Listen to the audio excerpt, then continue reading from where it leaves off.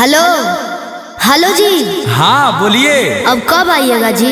अब ज्यादा समय भी नहीं बच रहा है छठ में। अरे आने के लिए तो कब से सोच रहे हैं, लेकिन ट्रेन में बहुत भीड़ हो रहा है, टिकट भी नहीं मिल रहा है। भीड़ भाड़ है, टिकट नहीं मिल रहा है तो मेरा बात सुनिए। क्या?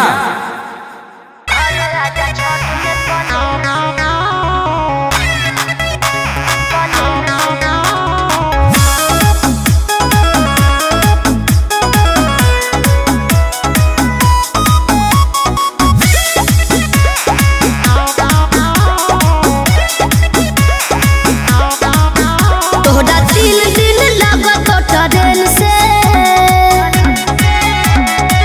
सुनो ना। तोहरा 3 दिन लागत ट्रेन से, पिया घर आजा छठ में प्लेन से, पिया घर आजा छठ में प्लेन से। बड़ी लग जाते पैसा प्लेन से।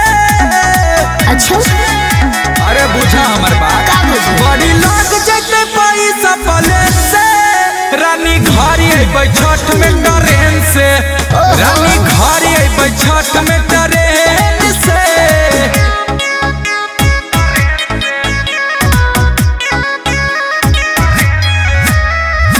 Music by Arya Sharma.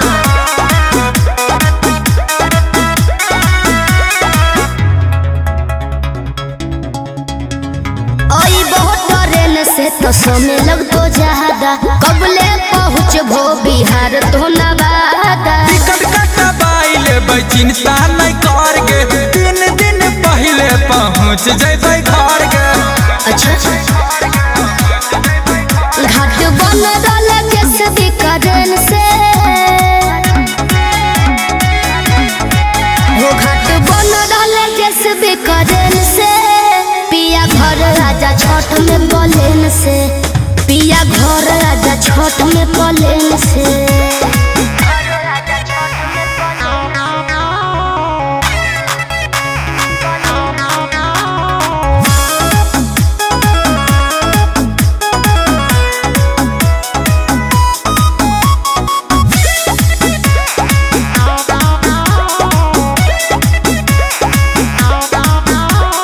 नैहर के भी छठ अब की अइले अपने घरवा, अभी लेकिन नहीं लेने सिपली दौड़ावा। लाई देबो सूप दौरा हारो नहीं मतिया।